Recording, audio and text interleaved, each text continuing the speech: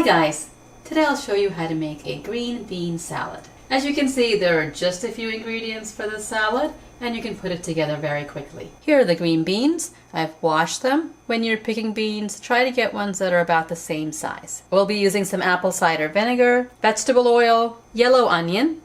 Try to slice the onion as thin as you can. Salt, ground black pepper, garlic powder, and mustard, and flat leaf parsley chopped. Now if you can't find flat leaf parsley, use your favorite herb. First, let's trim the green beans. Line them up. Trim one end, line them up again, and trim the other end. Now the beans are ready to be cooked. Bring water to boil in a large pot.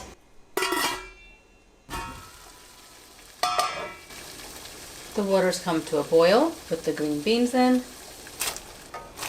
A little salt. Cook for about 5 minutes until tender. It's been 5 minutes. It's crisp tender, but for this salad I do like the beans to be a little bit more cooked, so I'm going to cook the beans for 2 more minutes. The beans are cooked. I'm going to turn the heat off. Drain the beans.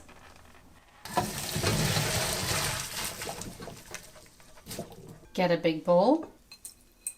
Add the apple cider vinegar, oil, salt, pepper, garlic powder, and mustard. Whisk this to blend. Add a little sugar. It balances out the acidity. Add the drained warm beans, sliced onions, and toss together really well. Add the chopped parsley. Taste and add more salt if you wish. I like to let the salad sit for at least half hour. The longer you let it sit, the better it tastes. This salad is delicious served at room temperature or chilled. It'll keep in the refrigerator for at least 2-3 days, and the beans and onions will taste even better. I hope you like this simple salad and give it a try. Subscribe for more recipes and I'll see you next time.